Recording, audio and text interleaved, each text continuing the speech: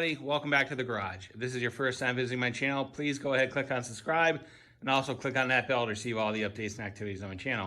All right, so this is the latest video in Project Give Back. If you have missed the intro video on this sled, this is the project sled for 2022. And what we're doing is we are going through this sled and we're gonna rehab it and clean it up, make sure it's mechanically sound, and then we're gonna either sell it or donate it to a local club to offset some of their costs going into the season. Because as everybody knows, prices are going up with everything across the board. So the intent is to, even if we can make 12 or 1500 bucks on this or whatever it is, and we can donate it to a local club to offset some fuel costs, that's gonna be great for them on their budget. So every dollar helps. So again, this is a 2003 Polaris XC SP 800, but it's actually a 700. The original 800 blew up, so we put a 700 in it. And what we're gonna do today is, I have about an hour after work to spend some time on this. And I believe, the biggest thing when you're starting on a project is honestly to clean it up and really figure out what you're working with and to get inspired and, give you some motivation on it. And again, if you're working on a project, all you have to do is, come out here 10 or 15 minutes a night and just plug away at it. You don't have to do a ton of work on it all at once and feel the pressure on it. Just plug away 10 or 15 minutes every night after work, because you know what? We all have a million things to do, and unfortunately, we can't be working on stuff all the time. But again, stay at it. So what I'm gonna do today is I'm just gonna clean up the hood and the windshield, and I'm gonna compound it and buff it down and basically get all the oxidation off of it and clean it up. So if you look at it, the paint is pretty oxidized. Really no surprise. That's pretty typical for a machine of this age. But you know what? The hood has no cracks. There's no missing pieces out of it.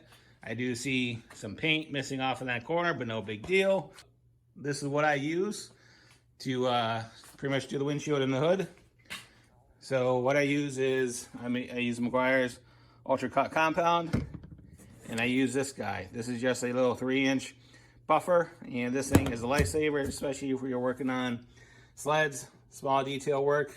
This one's a Harbor Freight version of basically the Milwaukee version, but whether you have a Milwaukee or the Harbor Freight version, it's a lifesaver. So what we're gonna do is I gotta go ahead and start on the top and basically work my way down. So I'm gonna start in the windshield and basically go from there. And let's see how it turns out. All right, so I just finished up with the initial compound. Again, I use the Meguiar's Ultra Cut with a white pad.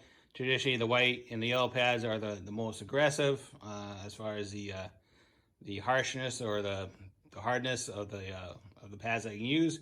And what I'm gonna do now is I'm gonna switch over to a polish and a black pad. But just to show you where we're at after the compound, and this is after one pass. A lot of the oxidation is gone.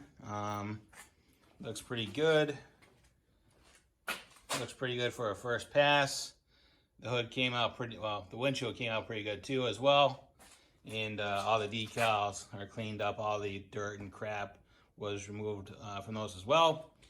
And again, that little 3-inch buffer is a lifesaver because it really enables you to get into all those small areas, but you still have to be careful, especially like in an area like that. Even though the pad is relatively small, it's actually bigger than that area, and you have to be careful that the side of the backing plate doesn't hit the hood. So you have to be careful on that. That just comes from experience. All right, so here you go. Here's the final product. I think it looks pretty good. And like I said, the intent when I came out here was to spend, 15 minutes, 20 minutes, half an hour, and just plug away at it. And, and that's how you get these projects done. So, yeah, so I think it came out pretty good. Again, the hood isn't perfect, but again, it's 20 years old, so set your expectations accordingly. But a lot of the light, smaller scratches came out. All the oxidation is gone. The windshield actually responded very well. It actually cleaned up pretty good. Yeah, there's still some heavy rub marks on it, but you know what? I'm gonna worry about that once the project is pretty much done. I'll go back after it again once we're getting ready to donate it, sell it, or whatever we're gonna do, and we'll worry about that towards the end. But again, you know, like I said, you need to get inspired, figure out what you're dealing with, and then go from there and say, hey, you know what, this is going to be a viable project, and this is certainly what we set out here to accomplish. So it looks pretty good. So what I did as far as the final steps were, went ahead and, like I said, used the compound with the black pad to polish it, and once I rubbed it off and cleaned it out, and what I usually do as far as my last step is I go over the entire surface with some quick detailer.